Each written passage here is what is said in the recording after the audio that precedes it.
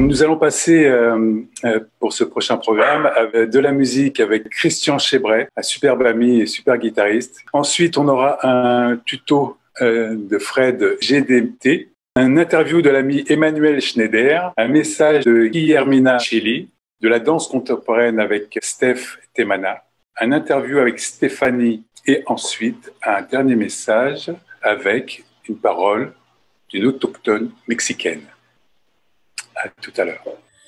Pourquoi s'inquiéter de Mark Knopfler. Why worry?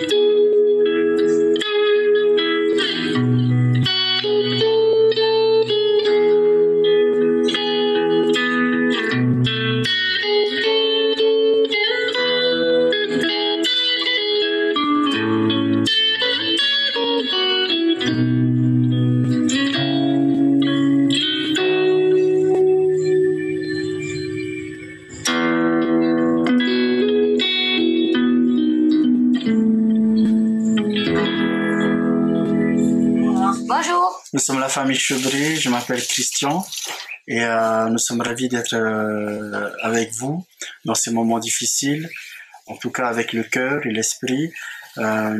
J'ai mes enfants à côté de moi avec à commencer ma fille de 4 ans. Bonjour, je m'appelle Louane. Et mon fils de 10 ans. Bonjour, je m'appelle Lucas. Je pense que nous avons assez pollué, assez pillé. Il est temps maintenant de prouver qu'on peut être autre chose que ça. Donc il faut d'ores et déjà, après ce confinement, qu'on puisse repartir à neuf, avec un esprit beaucoup plus bienveillant, les uns vis-à-vis des autres. Voilà. Donc on va commencer par Louane qui a un léger message à vous faire passer. Bonjour, je vais vous parler du coronavirus. Après le coronavirus, on reprend l'école, c'est ça. On peut s'amuser à l'école, on peut trouver ses copains, on peut rejouer avec ses amis.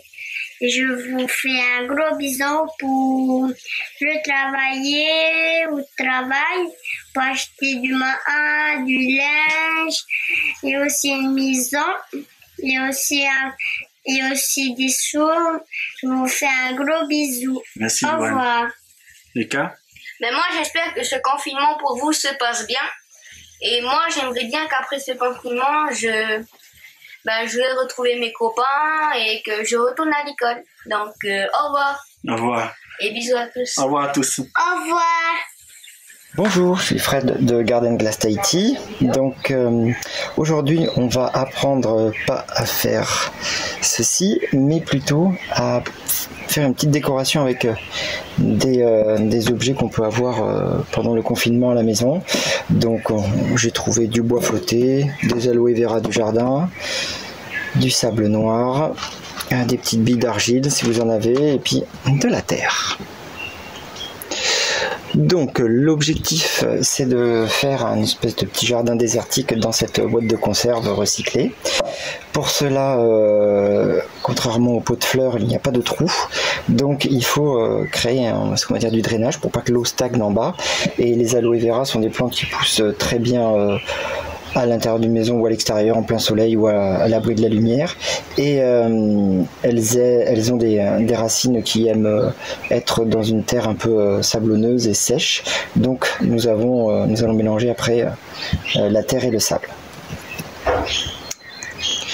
La première étape va consister à mettre des billes d'argile dans le fond, voilà, comme ceci.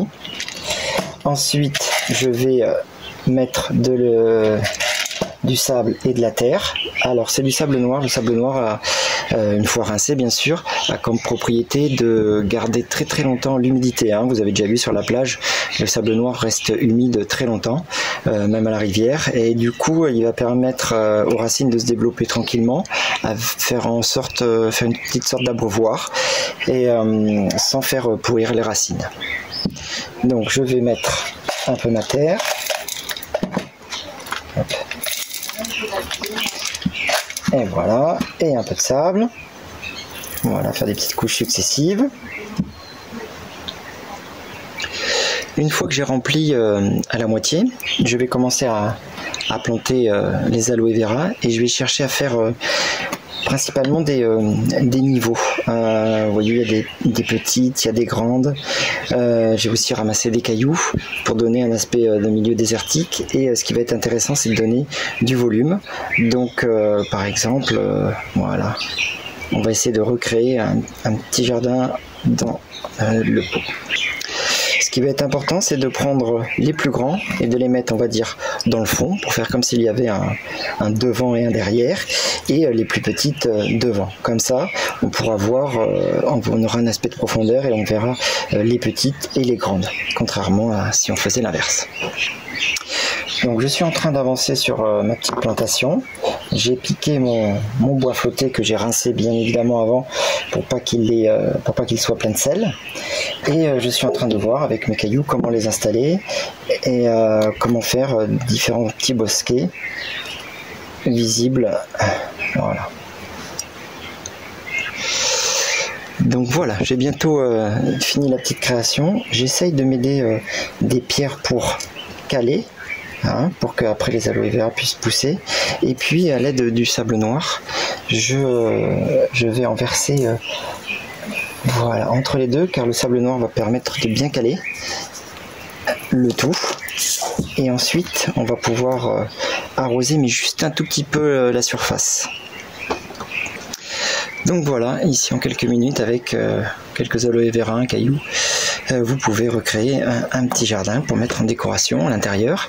Et voilà, si jamais vous voulez en savoir plus, je fais des ateliers pour apprendre à créer des terrariums plutôt de ce type-là. Voilà, je vous souhaite un bon confinement et n'hésitez pas à me poser des questions sur ma page Facebook.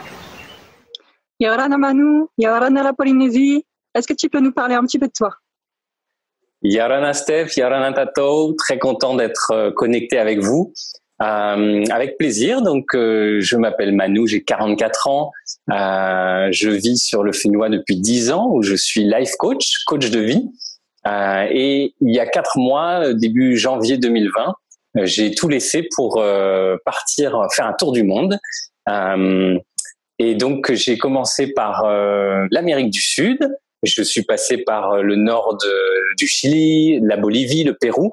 Et là, j'ai été stoppé, coupé dans mon élan à Puerto Rio Tranquilo, qui est un très joli village en Patagonie chilienne.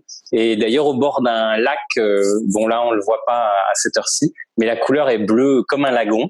Donc, je suis pas trop dépaysé, à part pour la température. Waouh, ça a l'air magnifique. Et d'ailleurs, ce voyage, ça a été facile pour toi de sortir de ta zone de confort ou au contraire, ça t'a pris du temps pour te lancer? Oui, 7 ans. C'est correct pour sortir d'une zone de confort. Non, c'est à peu près le temps qu'il m'a fallu entre le moment où j'y ai pensé, où j'en parlais à mes amis, qui d'ailleurs je crois pensaient que je le ferais jamais, et le moment où je suis parti. Donc ça a été long, hein, c'était le temps de dépasser les peurs qui m'empêchaient de le faire. Du coup, j'ai quand même trouvé que c'était un peu long, s'il me fallait 7 ans à chaque fois que je devais dépasser des peurs, et c'est ce qui fait que finalement mon voyage il a 2 objectifs. Un objectif externe qui est de rencontrer des gens inspirants et de découvrir des lieux et des cultures et de m'enrichir de ça. Mais il y a aussi un objectif interne, intérieur, qui est de sortir le plus possible et le plus souvent possible de ma zone de confort parce que ça me fait du bien. Quel beau challenge! Et alors, qu'est-ce qui se passe une fois qu'on passe le cap? Ah ben, ça marche bien, c'est-à-dire que il suffit de demander pour que l'inconfort soit là à 400%, juste comme ça pour quelques exemples. Mais enfin, j'ai failli être refoulé à la frontière de l'île de Pâques, hein, donc ma première destination. Arrivé au Chili, je ne comprenais, je ne parlais pas un mot d'espagnol, c'était formidable. Et puis j'ai vécu des expériences aussi un peu un trek à 4500 mètres d'altitude sous la pluie, une retraite au fond de la jungle avec un jeûne de 7 jours au milieu des animaux, des serpents, tout ça. Enfin, de l'inconfort impeccable, au point que à plusieurs reprises, je me suis vraiment demandé, je me suis dit, mais pourquoi tu vas te mettre dans des situations pareilles? Qu'est-ce qui te pousse à faire quelque chose comme ça? Et la réponse, c'est qu'en fait, en moi, je me suis rendu compte que sortir de ma zone de confort, oser passer à l'action, faire des choses qui me feraient peur, etc., pour moi, ça déclenche un cercle vertueux. Parce que qu'est-ce qui se passe à chaque fois que j'ose, à chaque fois que je tente réaliser une de mes envies, petite ou grande, hein, c'est pas toujours sauter à l'élastique d'un pont de 300 mètres, hein, parfois c'est juste parler à quelqu'un, hein, un inconnu. Et qu'est-ce qui se passe? Je vais vous raconter des cas réels. C'est que cette personne à qui t'as parlé, tu sais pas pourquoi, voilà, t'as osé, ça va être quelqu'un qui va t'inviter chez lui, avec qui tu vas partager un repas, qui va te proposer de t'héberger et qui va être une de tes plus belles rencontres de tout le voyage. Et c'est parti en apparence un hasard, mais un hasard où t'as osé. Mais j'en ai plein, j'en ai des centaines à raconter. J'ai déjà 4 fois depuis le début du voyage des endroits où j'ai vécu des moments de bonheur, de joie intense, alors que c'était des endroits qui étaient fermés, inaccessibles normalement, mais qui se sont ouverts, on ne sait pas par quelle magie, parce que j'ai osé aller un peu plus loin, taper une porte fermée, enfin des choses comme ça. Donc, ce qui se passe maintenant, je le sais, c'est que à chaque fois que j'ose, plus je le fais, plus je vis ces trucs incroyables, plus j'y crois, et donc plus j'ose le faire encore. Et c'est ça mon cercle vertueux. Et finalement, je me rends compte que sortir d'une zone de confort, c'est vraiment, c'est hop, sauter par-dessus une peur. Et le résultat pour moi, c'est que ça me permet d'être de plus en plus heureux, de me sentir de plus en plus libre de vivre mes envies. Voilà, quand j'ai une envie, j'ose, j'essaye, même s'il y a de l'incertitude derrière. Et le résultat, c'est de se sentir heureux, de vivre des moments hyper intenses. Et pour moi, de me sentir pleinement vivant. Voilà ce que j'avais envie de partager. Merci beaucoup pour ce témoignage inspirant et pour toute cette expérience, Manu. Avec grand plaisir. Maruru.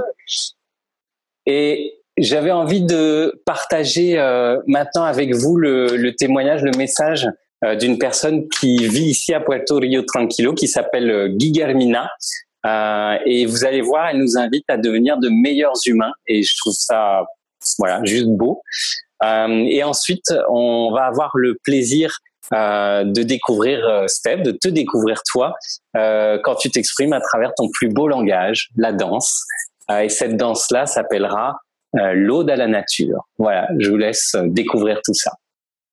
Bueno, buenos días, yo soy Guillermina Salamanca, de acá de Puerto Río Tranquilo, de la región de Aysén, de la 10ª región de Chile. Bueno, nosotros estamos en un lugar de privilegio, de una bendición de Dios, donde todavía no nos ha llegado el coronavirus, gracias a Dios. Acá esto nos ha remecido a todo el mundo entero, no solamente a Chile, lo cual nos está enseñando a ser mejor persona, a ser más humanitario, a ayudarnos, a escucharnos, porque ahora que estamos distanciados de nuestros seres queridos, no tomamos en cuenta lo que es la cercanía, el valor de la otra persona, en cómo sentirnos, qué es lo que es la piel, se echa de menos en este minuto, de mucho, así que la idea es que las cosas nos hagan a nosotros hacer sentido, de ser mejor persona, de valorarnos, de querernos, de no sé. Así que lo ideal sería ser más humano, independientemente de la religión, el país en el que estemos, las condiciones que vivamos, pero miremos hacia el lado, que el del lado también necesita, no sé, un saludo, ¿cómo estás? A lo mejor alguna cosita de comida o un abrigo, una mantilla. Así que le agradezco su pregunta y ha sido un privilegio conocerlo. Muchas gracias. Muchísimas gracias. Que te vaya bien. Igualmente a usted, pues, se me cuida.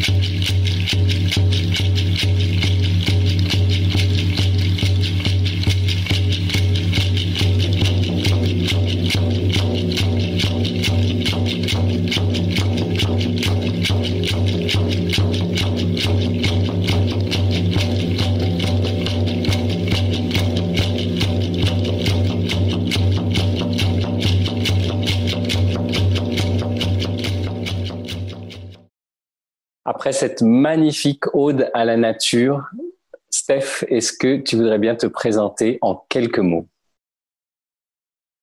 Oui, bien sûr.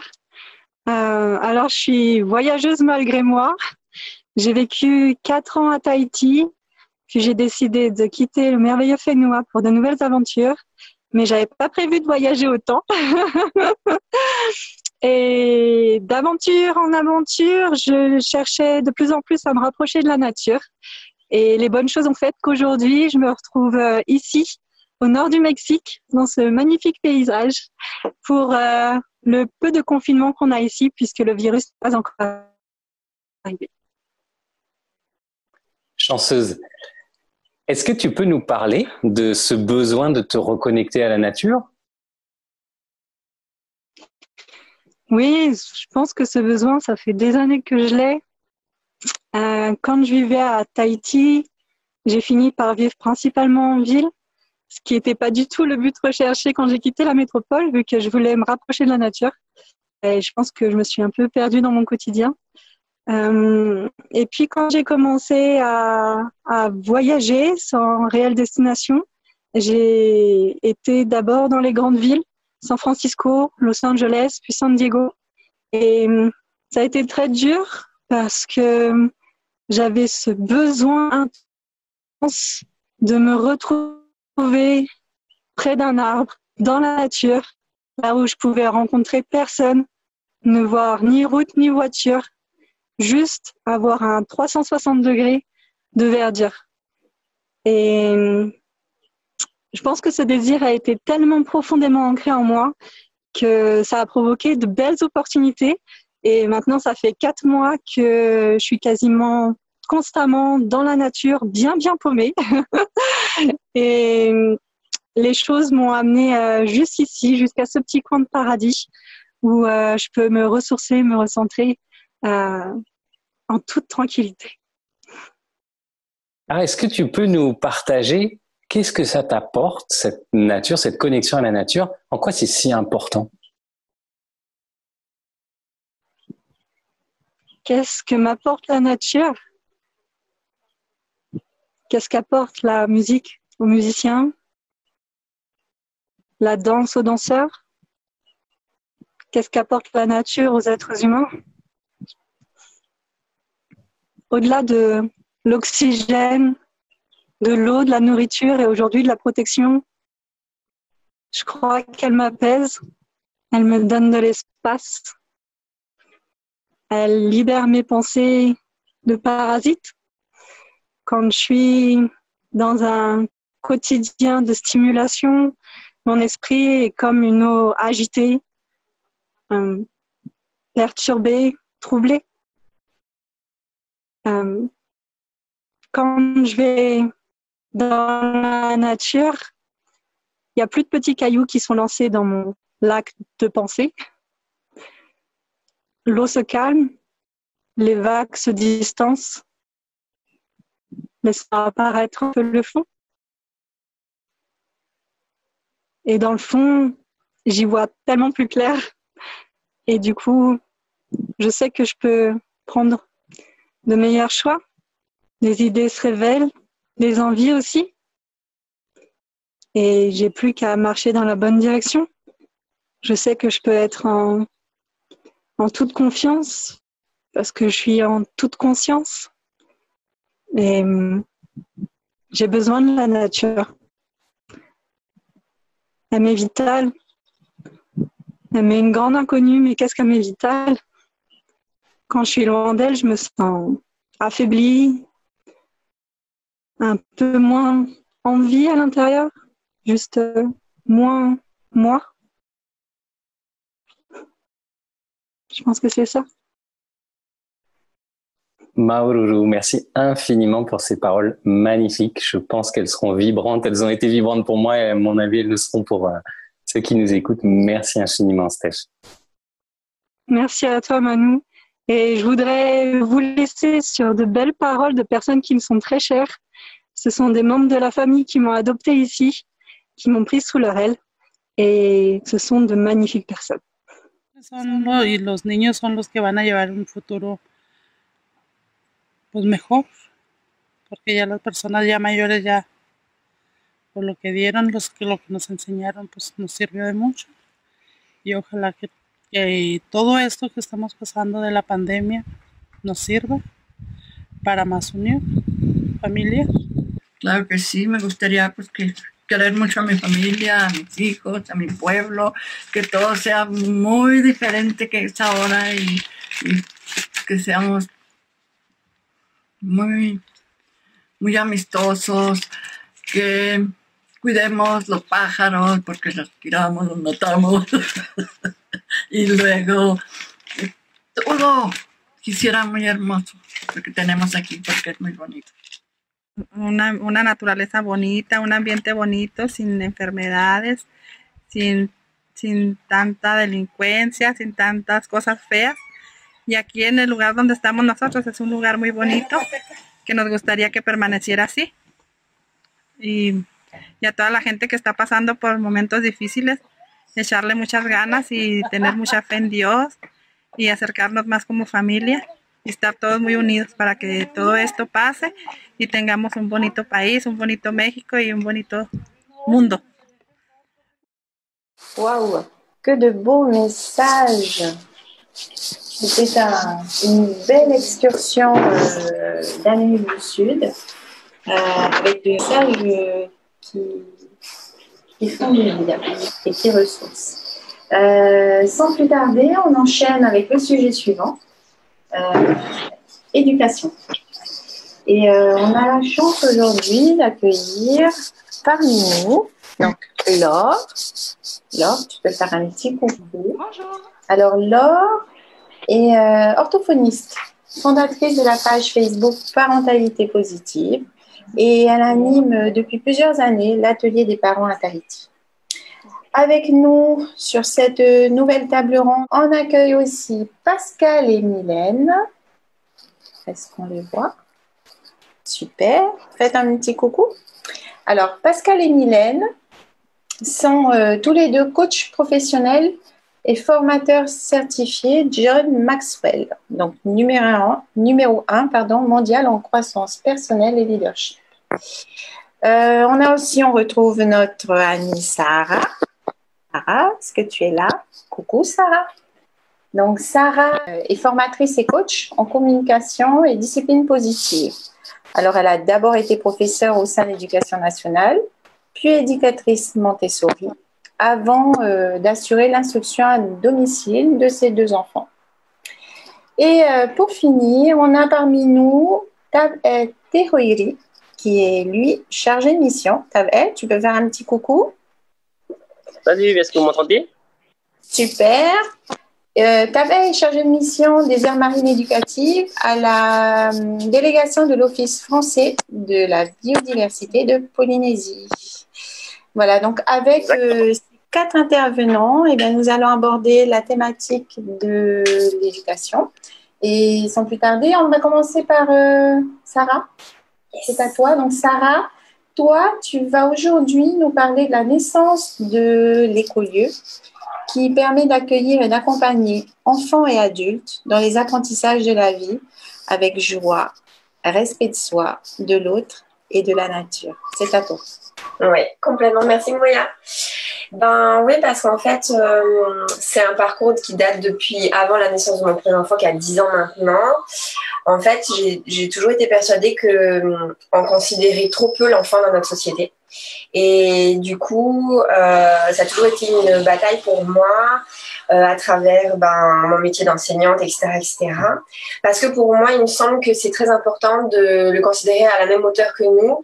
Et nous, ce qui nous anime vraiment, c'est notre besoin d'autonomie et de liberté. Et donc, du coup, mon combat, il est pour que nos enfants puissent toucher, vivre et être nourris à ce niveau-là également. Donc, du coup, quand j'ai enseigné donc à l'Éducation nationale, j'ai essayé, puis après, voilà. J'ai essayé ensuite dans des écoles alternatives, etc., tout ça. Tous ces parcours que j'ai fait, j'ai essayé dans plein de systèmes, en fait, d'établir des façons que les enfants puissent être nourris à ce niveau-là, liberté, autonomie. Et finalement, j'en suis arrivée à faire l'école à la maison. Et c'est super, hein, c'est génial. Et maintenant, on a carrément ouvert un lieu où les familles qui font l'école à la maison puissent se regrouper pour, encore une fois, avancer vers toujours ce besoin, cet accomplissement personnel qui est l'autonomie et la liberté. En fait, pourquoi c'est si important pour moi? Parce que il me semble que le système de l'école est l'embryon de notre société, en fait. C'est-à-dire que ce qu'on vit au sein de l'école, c'est ce qu'on va reproduire après, plus tard, dans la société d'aujourd'hui. Et donc, toutes les violences qui peuvent se passer, tous les systèmes, tous les rapports de pouvoir qu'il peut y avoir dans l'école, que ce soit entre enfants ou professeurs, enfants, etc., se reproduisent après dans la société. Et c'est très important pour moi, justement, de pouvoir montrer qu'il y a d'autres façons de vivre, d'éduquer et au niveau éducatif et pédagogique les enfants, parce qu'aujourd'hui on le voit bien avec la crise qu'on vit, donc qui est sanitaire certes et environnementale certes, mais aussi qui est sociétale, hein, on le voit, que finalement si on propose un autre système à nos enfants, peut-être que les adultes qu'on est aujourd'hui réagiraient différemment. Peut-être même qu'on ne serait pas tombé dans ce genre de crise-là. Peut-être qu'on aurait un autre rapport à la nature. En tout cas, ce qui est certain, c'est que la bienveillance, pour moi, c'est un enjeu fondamental pour une autre société. Et c'est sur quoi j'essaie de travailler, notamment donc avec l'écolieu, tu le disais, Moya, parce que c'est un endroit où on essaie de recréer un autre système, en fait. Donc, au niveau pédagogique, donner la liberté à l'enfant de pouvoir choisir ce qu'il a envie d'apprendre. Au niveau éducatif, pouvoir autonomiser les parents, leur redonner confiance en eux et faire en sorte que justement, il y ait moins ce rapport de pouvoir. Et aussi pouvoir avoir un respect aussi vis-à-vis de l'environnement. De faire en sorte qu'en fait, qu'on arrive à comprendre qu'on est tous liés et que ce soit moi à l'intérieur de moi, moi avec l'autre, moi avec la nature, que finalement, si on arrive à transmettre à nos enfants qu'on peut avoir des rapports respectueux avec ces trois sphères-là, que finalement, on peut recréer, proposer une nouvelle société. Et c'est ça que je veux absolument qu'on puisse retenir après le confinement, c'est que la société dans laquelle on est aujourd'hui ne permet pas forcément ça. Et que c'est aujourd'hui, du coup, qu'il faut pouvoir proposer autre chose à nos enfants. Et donc, l'école, c'est un système et j'encourage vraiment sincèrement chaque personne, chaque parent qui est là et qui regarde, de se poser la question, est-ce que cette école véhicule réellement les valeurs que vous voulez vivre, que vous voulez voir vivre, vous, ou dans la société d'aujourd'hui, en fait. Et si c'est pas le cas, et je l'espère que c'est le cas, et parce qu'il y a des super profs qui font un super travail, etc. Mais si c'est pas le cas, on est tous acteurs.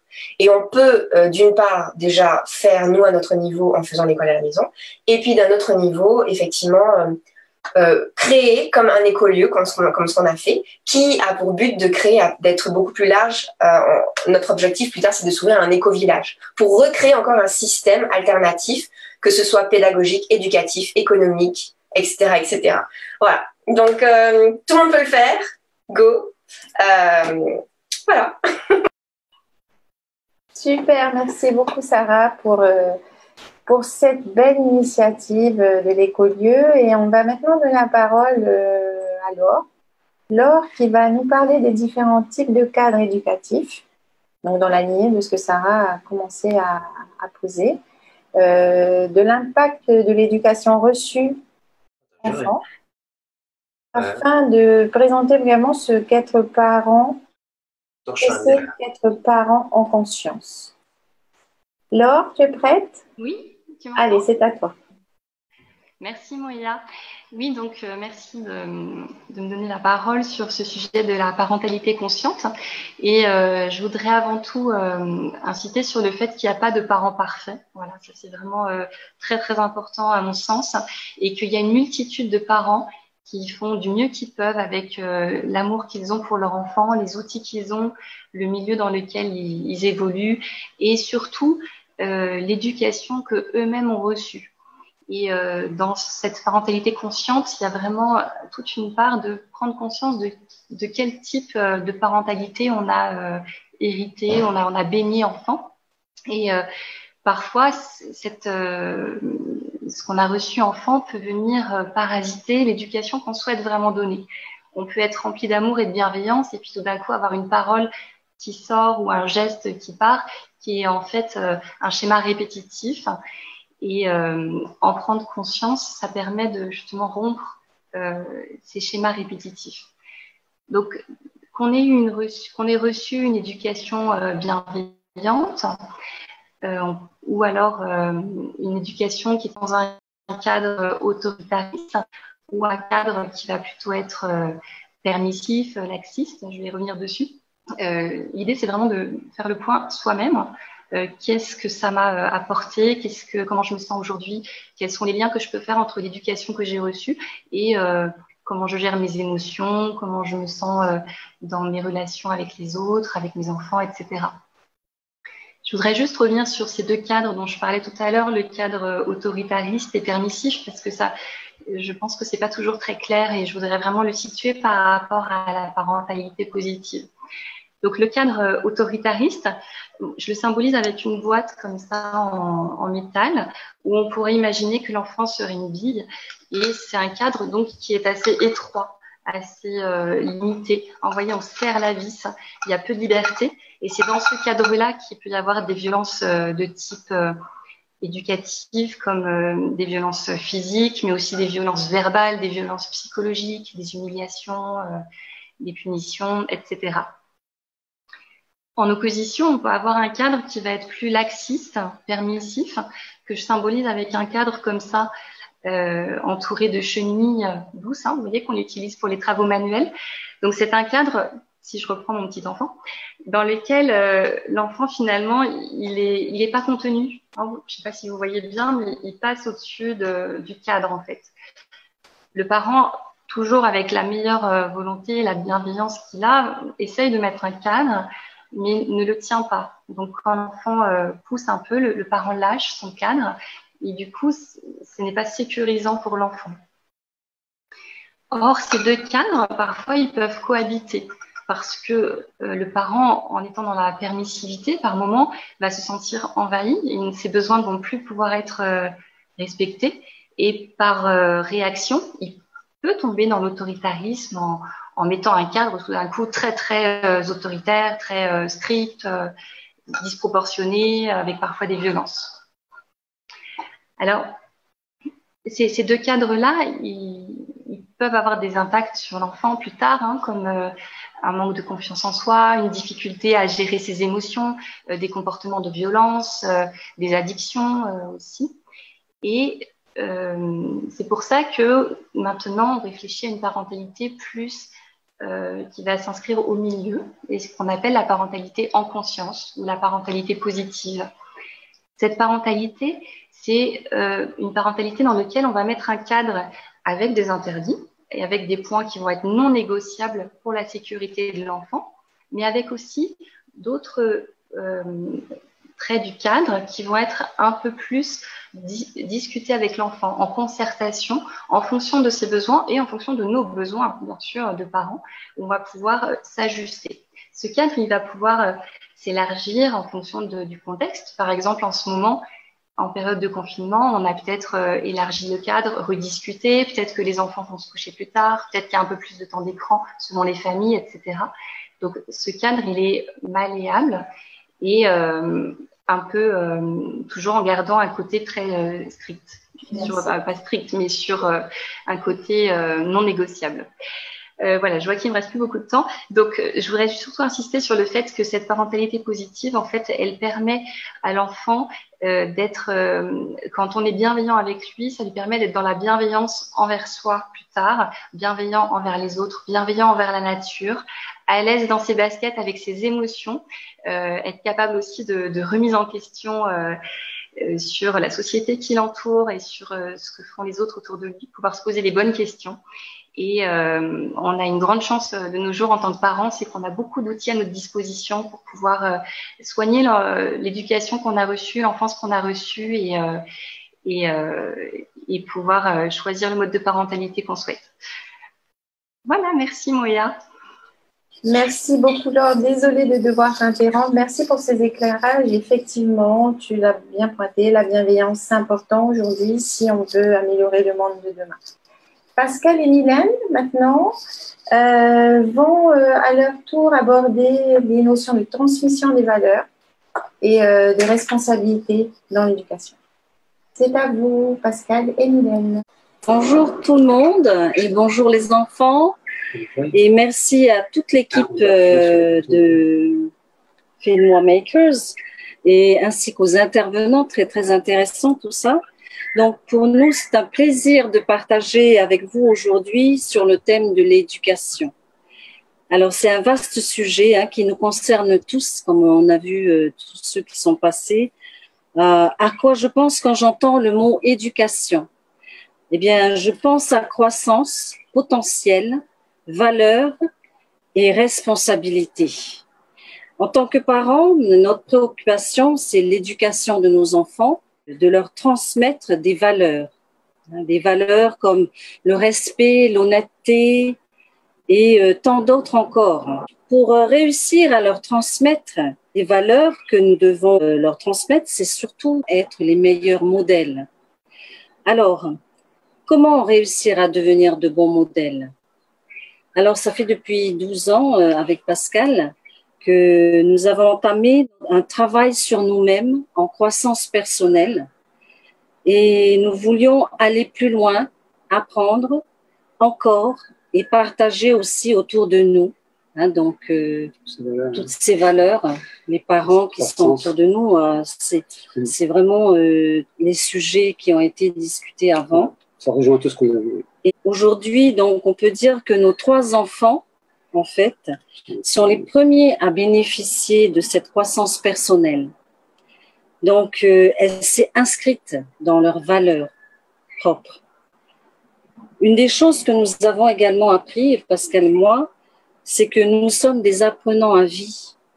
Il n'y a pas de limite, il n'y a pas de ligne d'arrivée, tout compte fait, puisque nous devons être les modèles.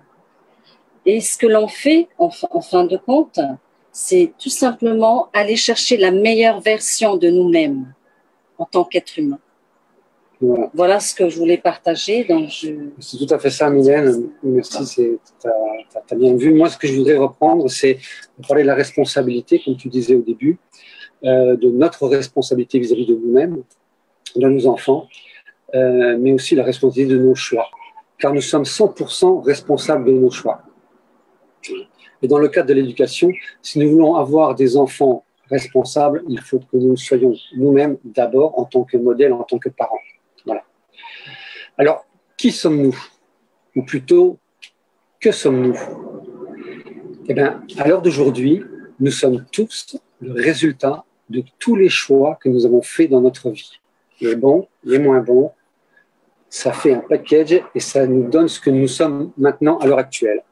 Alors, ça rejoint une formule de vie que je garde en tête et que je vais partager avec vous. Et je voudrais que vous la mettiez aussi dans un coin de la tête et la transmettre aussi à vos enfants. Cette formule de vie, elle s'appelle E plus R égale O.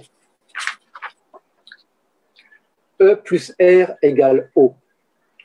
Alors, c'est événement plus réaction égale ce que l'on va obtenir. D'accord? Alors, cela veut dire que notre vie est faite de 10% de choses qui nous arrivent qu'on ne peut absolument pas maîtriser. On n'en a pas le contrôle. Et de 90% de comment on va réagir à ces 10%. Voilà. Alors, je n'ose pas penser, quand on fait des réactions sur des coups de tête, ça peut mener à des choses dramatiques. Hein. Là, ça va rentrer dans la gestion des émotions, mais je ne voulais pas parler de la gestion des émotions, mais plutôt de la responsabilité du choix, de nos décisions, de nos réactions. Alors, les conséquences quand nous fuyons nos responsabilités sont multiples. Alors, quand nous passons du stade des excuses à celui de la responsabilité, nous commençons vraiment à vivre. Voici comment. Nous faisons le premier pas vers l'apprentissage. Nous commençons vraiment à apprendre comment on va mener notre vie. On a une vision qui est beaucoup plus réaliste des choses. Hein. Prendre ses responsabilités signifie être prêt. Je vais finir rapidement. Je vais dire simplement que nous sommes les acteurs de l'éducation de nos enfants. Et c'est notre responsabilité qui contribuera à leur maturité. Voilà. Merci à tous. Prenez soin de vous. Merci à vous. Merci à tous. Ne nous quittez pas. Hein. On retiendra E plus R égale O. Tu enchaînes. Va nous parler des aires marines éducatives. Donc, c'est bonnes de littoral maritime gérées de manière participative par des élèves. Donc, ils en ont la responsabilité. Donc, ça tombe bien que tu interviennes juste après. C'est aujourd'hui un label reconnu au sein de l'éducation nationale puisqu'il fait partie intégrante de la construction du citoyen de demain. Tabet, c'est à toi. Donc, alors, je me présente vite fait. Donc, je suis Tabet Tehoili. Je suis en appui à la direction de l'éducation dans le projet dont parlait Moya. Donc, c'est un bout de littoral que les élèves ont choisi de délimiter eux-mêmes et qu'ils vont gérer avec l'aide de leurs enseignants, d'un référent, mais également avec l'accord de la commune. C'est-à-dire que tout ce monde va être concerné par ce projet. Et c'est là que ça devient intéressant, c'est qu'ils deviennent gestionnaires. Donc, et ça permet également une prise de conscience pour les élèves On dit souvent que les élèves aussi, donc ils ont un pouvoir de proposition. Donc c'est un projet donc qui est à destination des élèves de cycle 3, donc CM1, CM2, 6e. Donc l'idée c'est de placer les élèves dans les dispositifs donc éco-citoyens où ils vont pouvoir développer donc eux-mêmes des connaissances sur la préservation de l'environnement. Donc le concept il est simple, donc il se base sur 3 piliers. Donc c'est-à-dire qu'ils vont connaître la mer, donc ils vont essayer d'acquérir le plus de connaissances sur la mer, tout simplement. Deuxième chose, c'est qu'ils vont vivre la mer, donc à l'aide de scientifiques, ils vont pouvoir échanger, donc ils vont aller sur le site qu'ils ont décidé de gérer.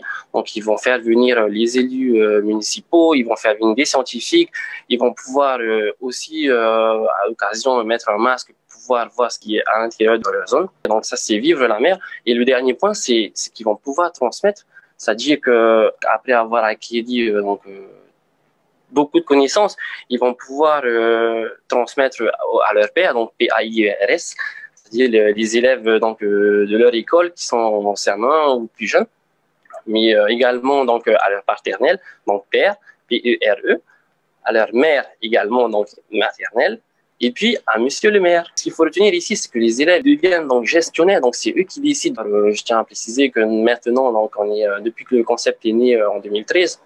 Donc, c'est bien déployé. Donc, beaucoup d'élèves maintenant, à ce jour, pour donner une idée, c'est 1000 élèves.